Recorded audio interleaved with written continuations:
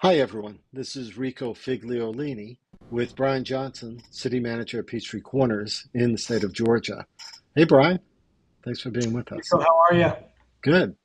This normally would be prime lunchtime with the city manager, but I've decided this episode will be part of Urban Ebb, a brand new podcast I've been doing with several different people from several different cities, talking also about culture, politics, planning, development.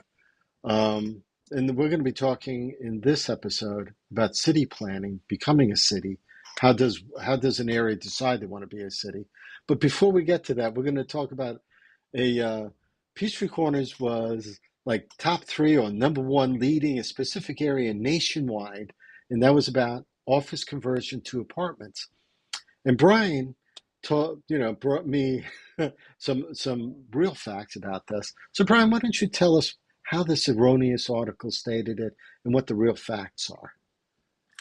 Well, especially when you're in a position like me as a city manager of a city, anytime the city that you're managing is in the news, you always hold your breath, Mm-hmm. especially when you don't know why. I mean, if my communication director was doing something and I had directed it and, everybody knew why, but I, get the Atlanta Business Chronicle email where it has all the titles of some of the stories in there. I Right. see Peachtree Corners in the title, and the title is Peachtree Corners leads U.S. in office to apartment conversions. I'm like, Yeah. what? So I read it, and it said that we had converted uh, a conversion of 295 apartment units going into an office being converted to 295 Right. apartment units, led the nation in that conversion. And like you and I talked earlier, the first thing is, 295 leads the Yeah. United States of America. I found that to be a little bit low. But what was even more telling is the fact that we have never had an office to apartment conversion. So at zero, Right. kind of like we don't really leave the country in office to apartment conversion since we've never had one. Yes. So the Atlanta Business Chronicle is going to run a corrected story. The the data that they wrote the article was not from them, and they did not say it was. It's from a company called Rent Cafe, and there's a number of companies that they do open records requests Mm-hmm. on all our rezonings, and Right. they take data and they put it in a databases, and then they sell the data. Yeah. And Rent Cafe erroneously took, we believe, I don't know this for sure, but we know that they based this off of the mixed use development that's on Peachtree Parkway called Broadstone. Mm-hmm. And it is about a 10-acre mixed use development that has about 25 for sale townhomes, 295 apartment units, and then an existing office building that Mm-hmm. was essentially cut in half vertically. Half of it, all the floors and roof were removed. They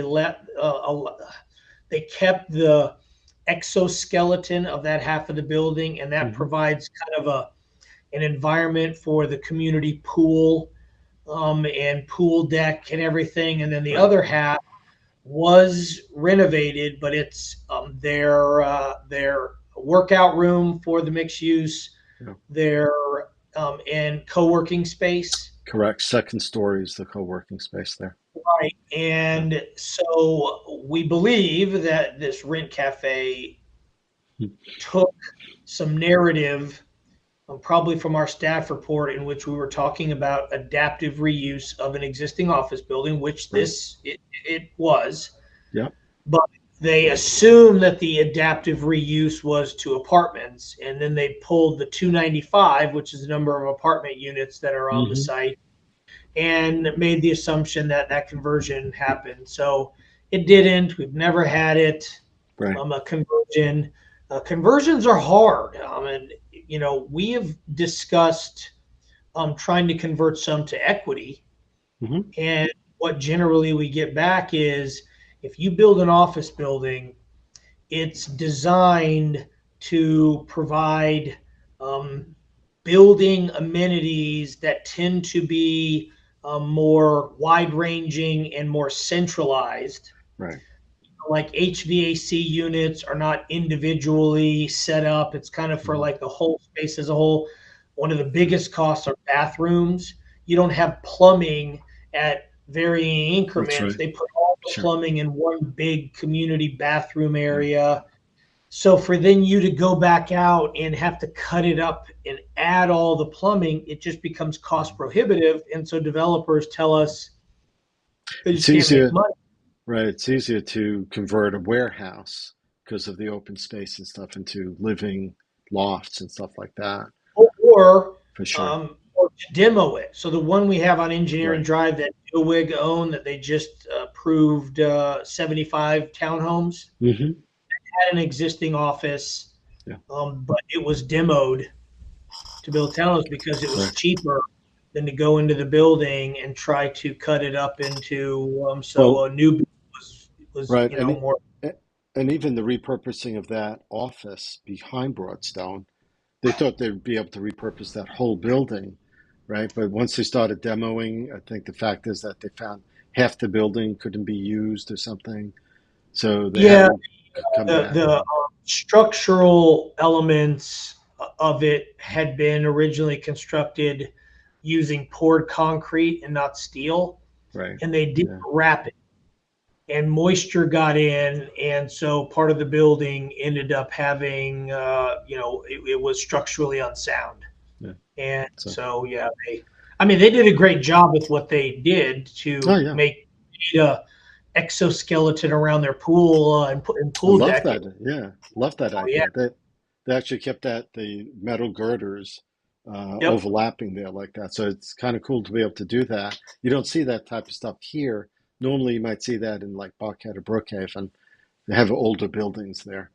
yep, Out here, it's much newer, so you don't get to see that type of use, right? That normally would be a structural thing they would design as that yeah. look. And I found out also Broadstone Apartments, the 290 odd apartments, they are actually 3 months ahead of schedule in renting.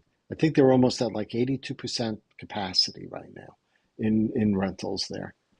Well, I'll go one step farther. Yeah. Alliance, Yeah. and that was the developer, and they're an international housing developer. Hmm. They are represented by legal counsel who is representing an upcoming mixed use development for at the city Uh-huh. around the Day Building. Okay, At the right. Yeah. at the planning commission meeting, apartments and all this stuff came up, and the legal counsel said that Alliance just announced that Broadstone, this is an international company now, Uh-huh. leased up faster than any other property they Yes. have ever had in their history. Really. I mean, when I Oh, heard that it was three wow. months, 3 months ahead of goal, I was like, and they just opened some months ago. It hasn't been a long time. The rents are pretty, I mean, high also. So I'm just Yeah, they're impressed. spicy right now. Yeah, they can Yes. be though. I think one of the people I spoke to there had told me that it's a great place to be placed because it's 20 minutes into the city practically, depending on when you go. It's 20, 30 Yeah, minutes in to Midtown maybe, and you don't have to deal with the crime down there, living down there. Just come up here and they feel safer, way safer up here than they do if had they lived down, in, let's say Brookhaven or Buckhead area or stuff. Plus the rent's not as expensive as down there. And the right. amenities pretty good. So yeah, so it's quite a. I'm sure they're doing a great job. So if they're going to be doing that day building, how'd that go? That was a first read on that. Well, it's planning commission first read was this last Tuesday. So Okay, next month they're going to be considered by council. okay. So this is going to be a short episode of Urban Ebb, actually our normal episode, if you will, 30 minutes. But we wanted to get into cityhood a little bit, right? City of Peachtree Corner has been around. How long have it been around now? 12 years, Years 13 years. Yeah, about that. going on. Yeah. And we started out as when it first got voted in, when the first rendition of it, if you will, was that we were only going to have three services and we were going to be a light city, right? Um, Years passed, a couple of things happened. Obviously, there's no such thing as a light city, apparently. It's unconstitutional. Every city is the same in the state of Georgia. So we all are able to be full cities if we want to, or just retain certain things like police services being coming from Gwinnett County. And thank God Gwinnett County has agreed to provide that type of relationship with us. So we don't have to do our own police service. And the reason we're talking about city stuff is that the city of Mulberry on May 21st was actually voted now into cityhood. Um, so they will be the second largest city in Gwinnett County, by pop wholly by by population, population, the largest by landmass. They'll have like 2 square miles more landmass than we will. but different makeup, right? Because they're before the show, Different.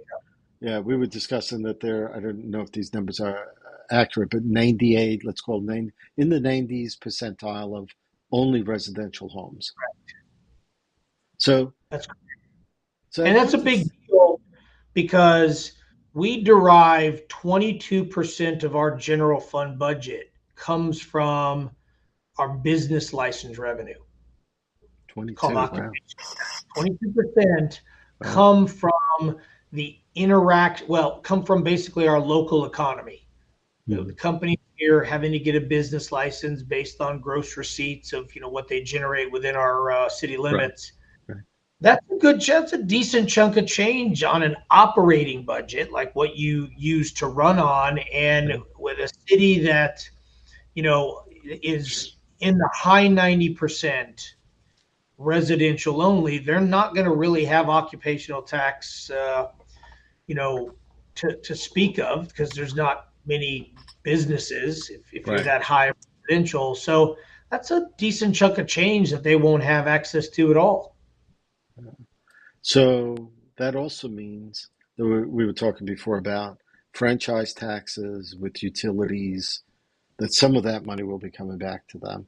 They don't want to do a property tax, apparently, um, Correct. which, It's in the charter that they shall have a zero millage rate right. unless a referendum is held that a successful referendum is held to authorize the city council to levy a millage. But yeah, that's certainly the goal for you to put it in a charter like that. Does the city, but the city can change that charter anytime they want by a simple majority vote. That's correct. Most people, even though cities and counties are what are called subdivisions of the state, so we only Hmm. exist because the state decided to let cities and counties exist. And when we are created and our city limits are drawn, we, you know, we kind of have, um, upon becoming a city, certain immediate rights or powers Hmm. that nobody else, can mess with. We are like the determiner of our destiny at that point. So before we were a city in Peachtree Corners, the county maintained all the roads that weren't the two state routes here. Hmm. County provided police. It was unincorporated county. As soon as we became a city, immediately the county had no right to do anything without our permission. They had to stop collecting hotel motel tax because those are now our hotels, Hmm. motels. There's no such a thing as a county road in the context of, oh, that is ours, in perpetuity. The Right. county voluntarily, thankfully, decided that certain roads were so expensive, or not expensive, important as kind of a feeder system of the greater county that they voluntarily said, we'll continue to maintain those roads. Hmm. We were like, cool. But beyond that, everything on future decisions are the express and final decision of the duly elected city council. And the state doesn't have the right, once city's created, to change laws that only affect one city. When the state does a law, it has to affect all cities Right. or none. And so the charter is another one where putting in a prohibition against a property tax. You can have that language in the original legislation creating the city, and it can be the first language in the charter. But once the city council is seated, Yes. the first order of business could be a motion and a second to remove that statement from the charter, and that city council could immediately amend the charter and remove it. Now, Yes. obviously, there would be political consequences, as you know, For with, sure. but yeah, there is no Right. prohibition. Having it in the charter is not a you know sacrosanct step where, oh, you have to, Jesus It's has to right. miracle in a way, because no. I mean, it has to be. You're right. There are political consequences, right? So if the majority of seven council people decided to change that, yes, they would, right? But you know, good intent, right? There's good intent to some of these things, right? They don't want a millage, right? Right. That's how they ran, and that's how, if a city could do that, that's how that would be the best way to do it, right? This way, its citizens don't have to pay a Yep. tax, and let the businesses, the for profits, pay those taxes, right? Um, but if they're responsible and they realize a year or two or three into it that, well, they can't make it this way, they need to adjust.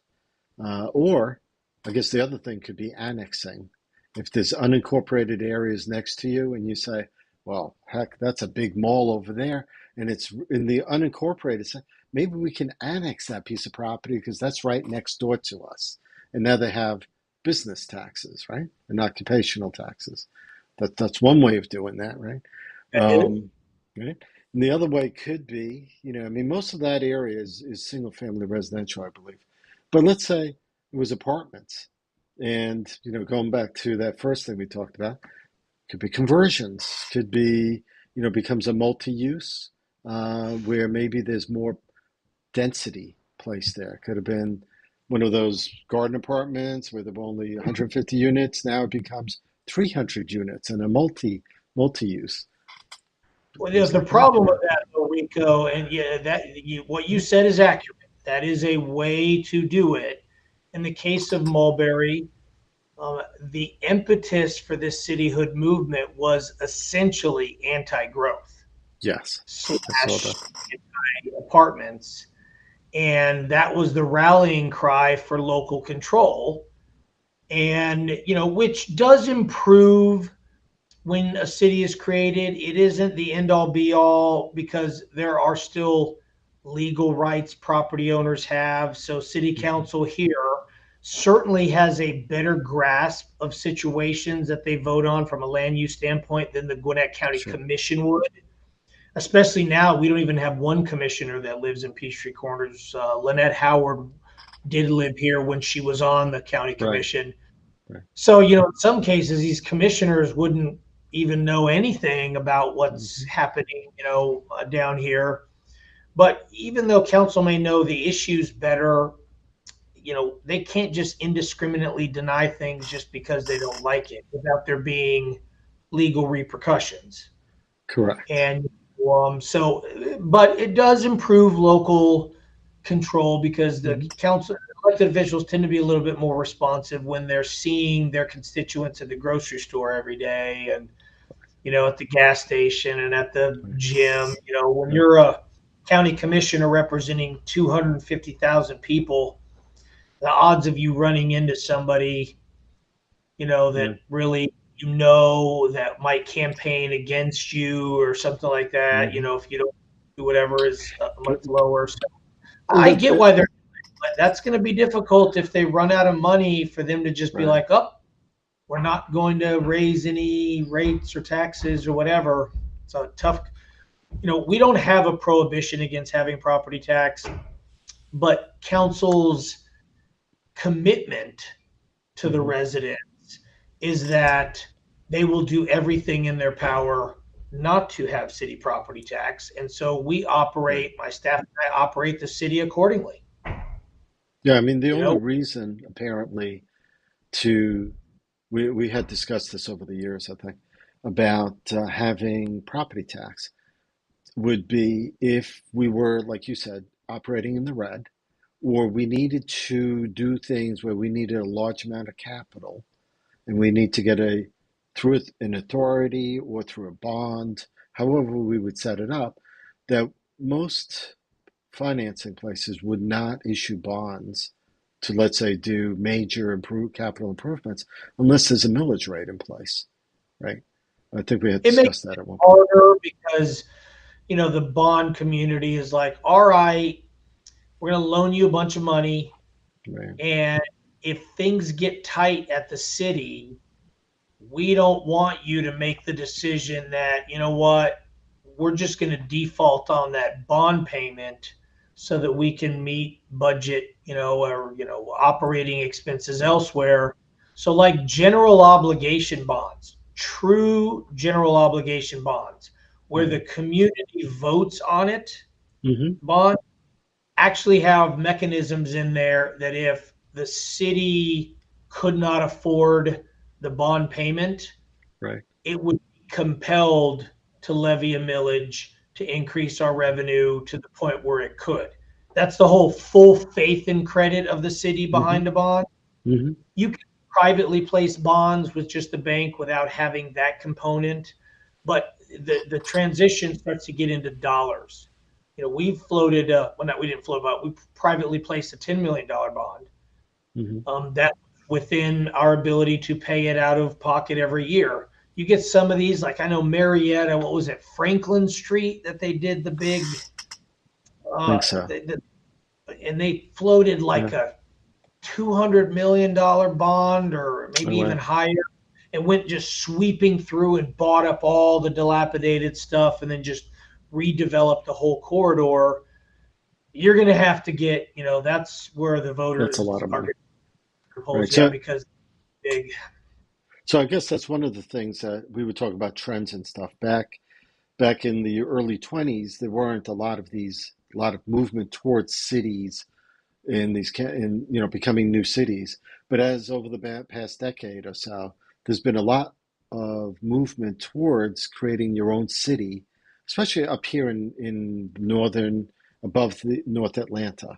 You had the city of Milton, you had Johns Creek, you had a bunch of these. I think Tucker may be the next one, or I mean, there's a bunch of these that have their own. Dunwoody, Brookhaven, Right. you know, Brookhaven, that's right, city of Brookhaven. Right. So, I mean, they're all trying to get away from county control or from supposedly monies going to other parts of the county where they felt they're not getting enough bang for their buck. So, a lot of money is coming out of one place and maybe being drawn and used in other places.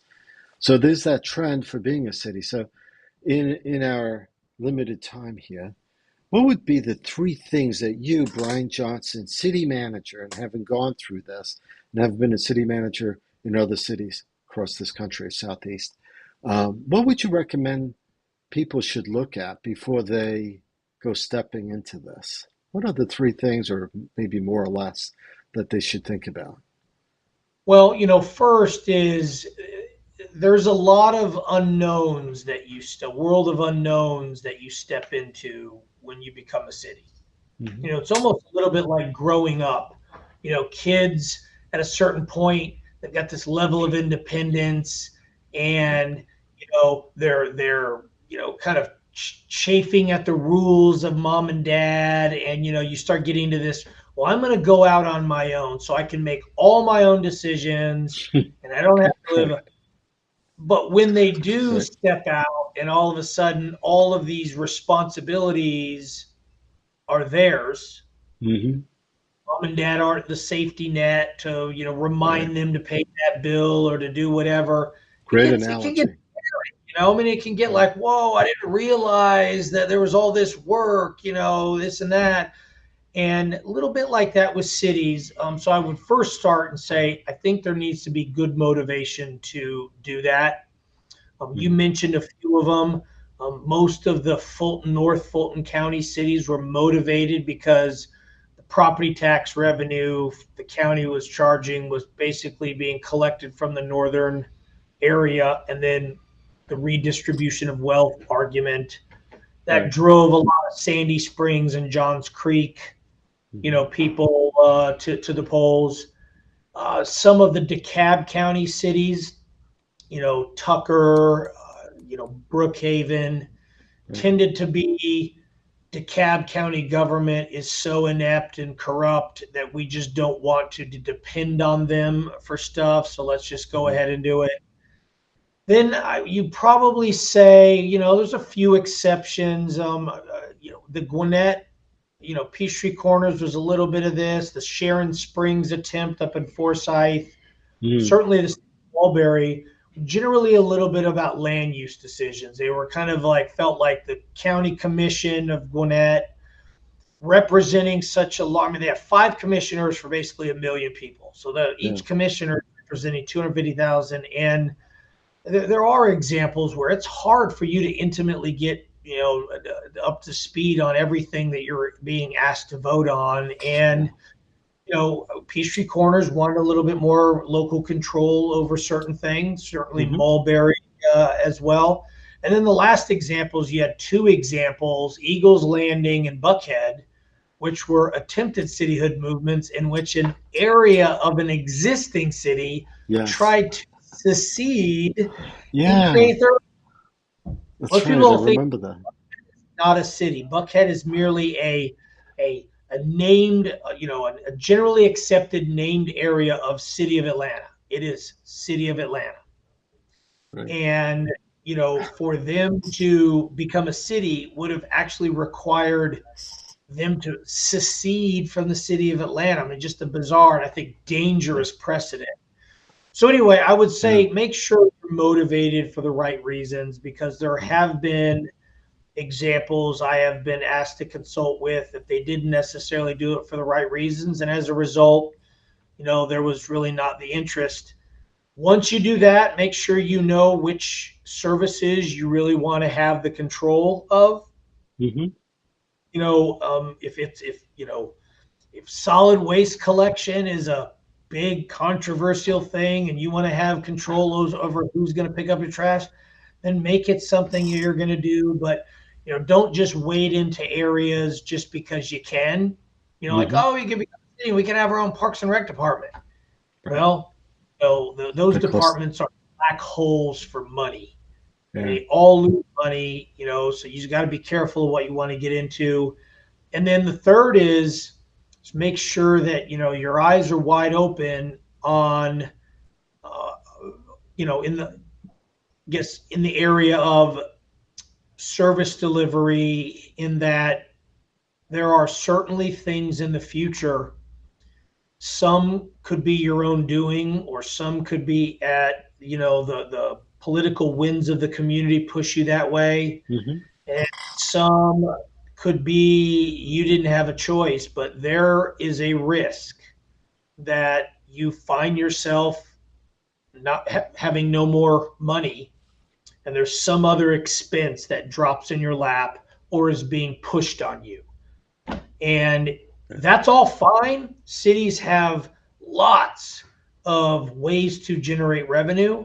But Hmm. if one of the main tenets of your cityhood is no city property taxes or whatever, it's all great goal, but know that you may find yourself one day not having a choice. Yeah. That's the one bad thing with, almost like the kids leave the house and one day they can't pay all their bills. So they have Yeah. one of two choices. They can do something to make more money, like get a second job, Hmm. or they can cut expenses.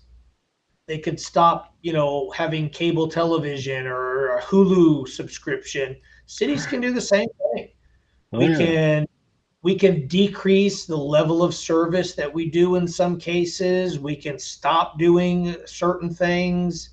So those, I mean, just it's like a household budget, but as long as people know it's the balance of you do have local more control.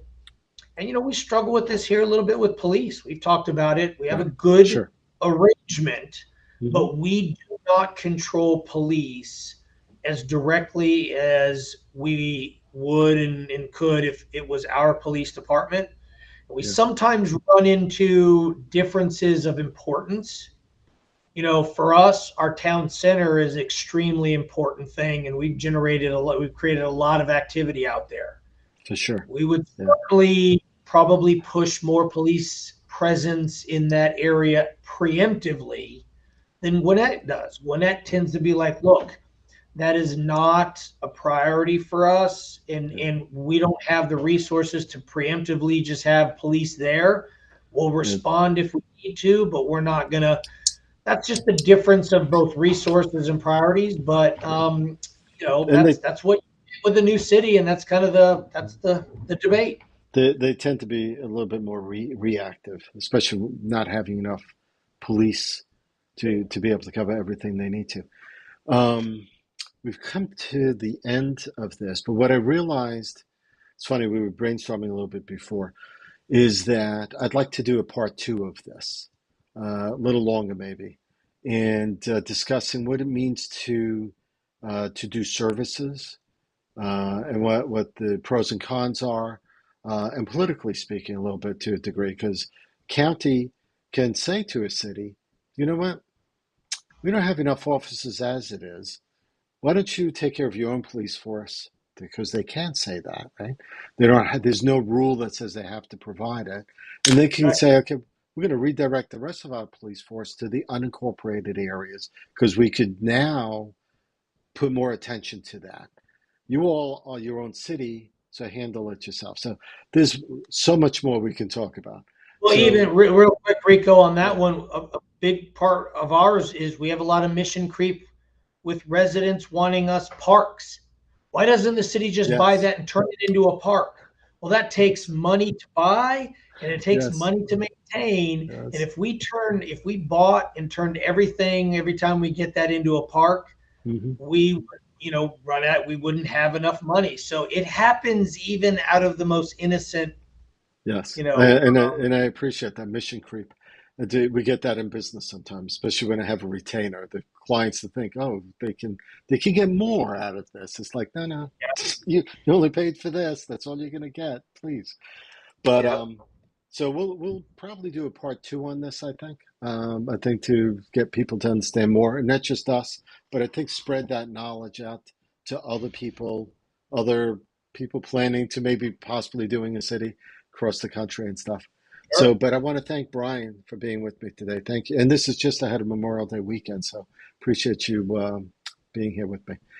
And Yep. thank you, My pleasure. everyone. Sure, hang in there for a sec, but thank you, everyone, for being with us.